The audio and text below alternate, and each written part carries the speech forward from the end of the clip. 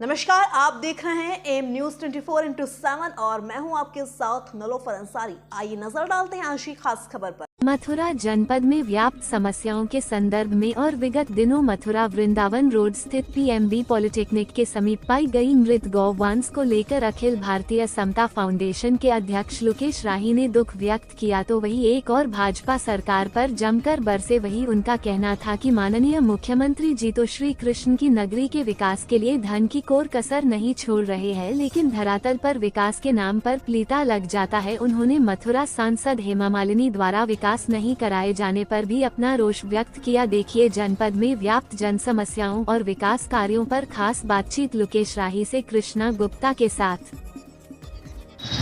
आज मथुरा में व्याप्त कुछ समस्याओं के संदर्भ में हमारे साथ मौजूद हैं लोकेश राही और यहाँ पर विद्युत बिल का निजीकरण किए जाने के संबंध में विरोध प्रदर्शन हो रहा है उनके द्वारा। जानते हैं उनसे क्या कहना चाह रही है आज माननीय मुख्यमंत्री महोदय।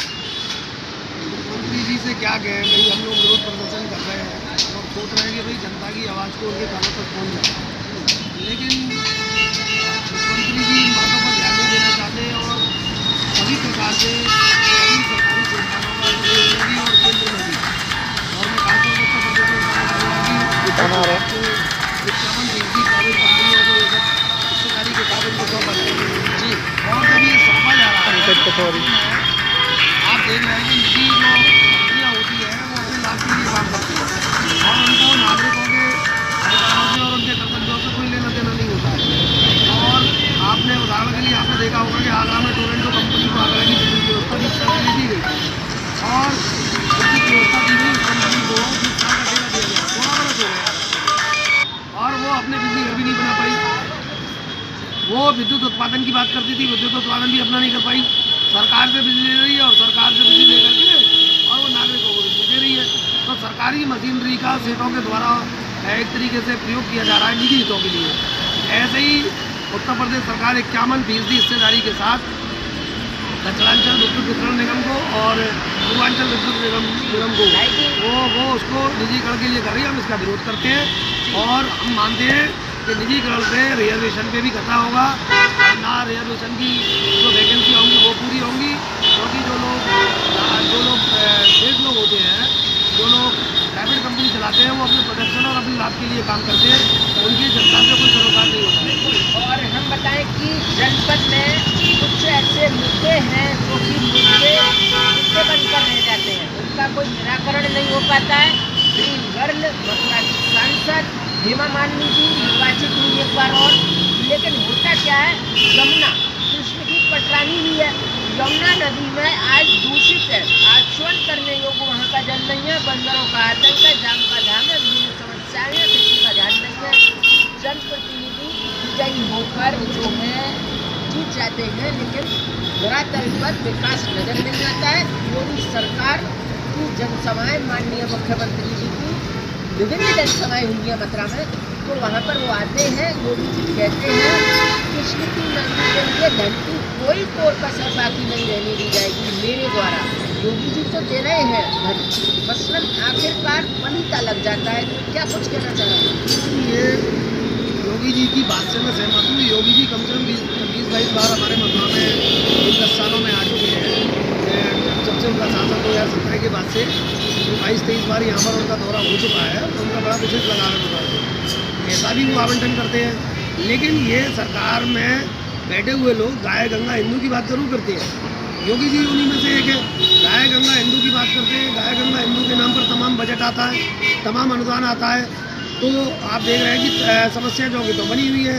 अब यमुना प्रदूषण के मामले में ₹1 खर्च हुआ, प्रदेश सरकार ने भी लगाया, सेंट्रल गवर्नमेंट ने भी लगाया, आगे पैसा कहाँ गया? जमुना की स्थिति, उसके जमुना जल की स्थिति जो तो बनी हुई है। आज मथुरा के लोग गंगा जल पानी पीने की बात कर रहे हैं, सरकार कह रही है हम गंगा जल पानी पिला रहे हैं मथुरा के लोगों को। तो भैया यहाँ से 150 किलोमीटर से आप गंगा जल लाने के लिए इतना पैसा खर्च क्यों कर रहे हैं? आप यमुना हमारे पास में बहती है, इसको पीने योग्य क्यों नहीं बनाया आपने? जबकि ₹1 आपने खर्च कर दिए। आप यहाँ पाइपलाइन बिछा रहे हैं, 200-250 किलोमीटर से आप ला रहे हैं और आप गंगा जल पिलाने की बात कर रहे हैं। अरे भाई यमुना तो हमारे, यमुना में हम पैदा हुए, यमुना में हम समाहित हो जाएंगे, हम यमुना के जल में मिल जाएंगे, हमारी मिट्टी इसी में समाहित हो जाएगी। तो यमुना इतनी दूर दूर से लोग देते आप कि हमें पिलाते, अरबों रुपया बचता तो हम यमुना जल पी करके भी तंदुरुस्त रह सकते थे, अपने जीवन के यापन कर सकते थे। लेकिन ये लोग यमुना जल के नाम पर, उसके शुद्धिकरण के नाम पर, हमारे यहाँ प्रधानमंत्री जी को बड़े गजब गजब किए। हमारी सांसद जी को देख लो, हमारे यहाँ 14 नाले टेप हुए, वो बता रही टोटल 14 नाले थे और 20 नाले वो टेप होने की बात कर रही। तो बताओ 6 नाले और कहाँ से आएंगे? उनका गणित बड़ा गजब का है। और वो अपने नृत्य में, वो नृत्य कर रही है, वो अपनी मस्ती में मस्त है। वो तीसरी बार जीत गई हर्षोल्लास के साथ, और हमारी तो कोई उनसे निजी दुश्मनी है नहीं, लेकिन उन्होंने कोई खास काम ना करा। और जो वायदे करे उन्होंने, जिस तरीके से गौ गंगा और हिंदू की बात ये लोग कर रहे हैं। हिंदुओं में देखो, हमारे अनुसूचित जाति के लोग पर हमले होते डेली, कहीं ना कहीं से खबर आती है कि गाँव में जातीय दंगे होते हैं, बरातें पड़ जाती हैं, मारपीट उनके साथ होती है और छुआछूत की बीमारी लगी हुई है। और एक तरफ ये नारा दे रहे हैं कटने और बटने का योगी जी, दूसरी ओर एक मिनट में कहना चाहूँगा, दूसरी ओर अभी एक्चुअली क्या नाम है इसका, जयसिंहपुरा वृंदावन रोड पर प्रेम देवी पॉलिटेक्निक, उसको हम PMB पॉलिटेक्निक कहते हैं, उसके जंगलों में, जयसिंहपुरा के जंगलों में, बिरला मंदिर के सामने जंगलों में गोवंश पाया गया, मृत गोवंश पाया गया। उसमें गौशालाओं की होने के प्रमाण भी मिले, उनकी खानों पर टैग मिले। लेकिन मुझे पता चला है अभी कि प्रशासन ने किसी प्रकार की स्कॉटिंग होने की उन्होंने मना करी है कि किसी प्रकार का कोई गौशाला का गोवंश नहीं मिला है। ऐसी स्थिति में जो गौशाला संचालक थे, जिनको अनुदान भी मिलता था सरकार से गाय पालने के लिए, गाय प्रदर्शित करने के लिए, गाय की देखभाल करने के लिए और अच्छी नस्ल उनकी देखरेख करने के लिए, उनको एक तरीके से बढ़िया पोषण, एक तरीके से खाना पीना देने के लिए, संरक्षण के लिए सरकार पैसा दे रही है, उत्तर प्रदेश सरकार और केंद्र सरकार।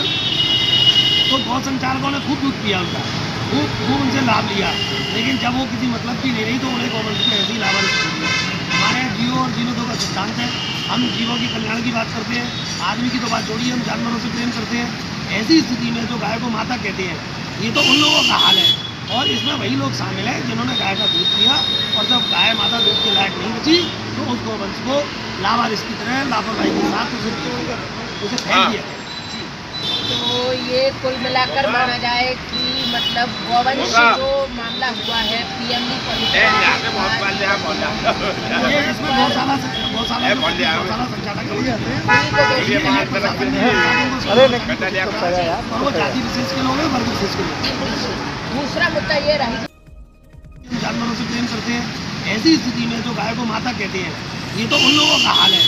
और इसमें वही लोग शामिल हैं जिन्होंने गाय का दूध पिया, और जब गाय माता दूध के लायक नहीं बची तो उस गोवंश को लावारिस की तरह लापरवाही के साथ उसे फेंक दिया।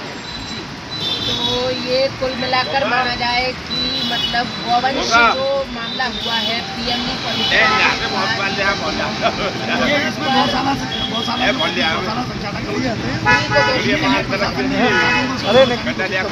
और वो जाति विशेष के लोग हैं, वर्ग विशेष के लोग।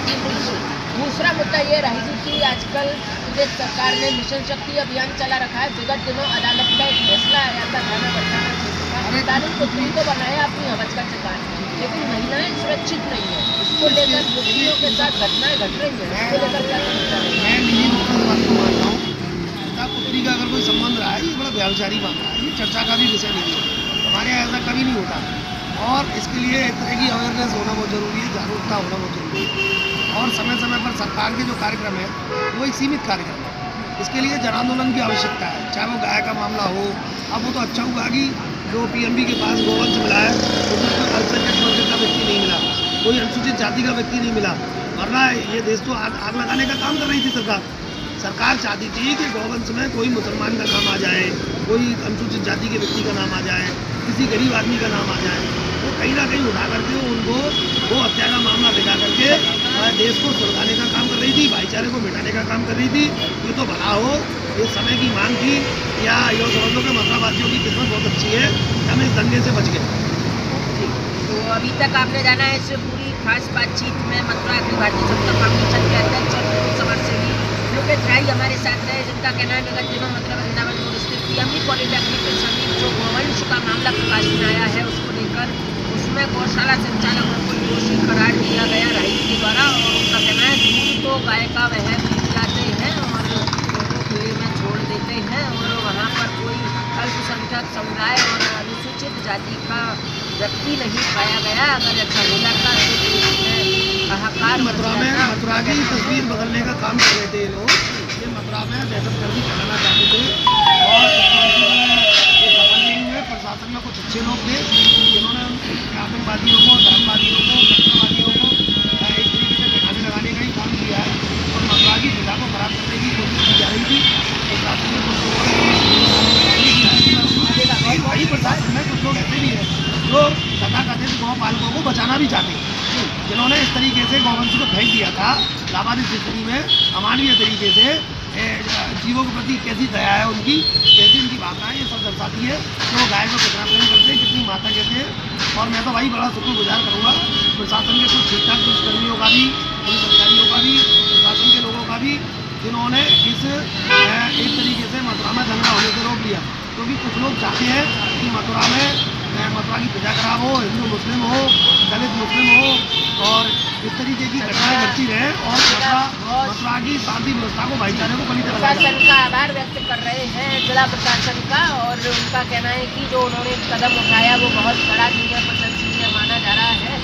लोकेश राइस से आज हमारी खास बातचीत कृष्णानगर में हुई जन समस्याओं के संदर्भ में। विगत दिनों पीएमबी पर गौवंश का जो मामला हुआ है उसके संदर्भ में उन्होंने जो है वहाँ पर जो गौशाला संचालक है उनके से दूसरा फोड़ा है। एक तरफ उनका योगी सरकार के लिए ये भी कहना है कि पैसा तो आता है मथुरा के लिए, मसलन भया कर पलीता लग जाता है। मथुरा से संवाददाता कृष्णा।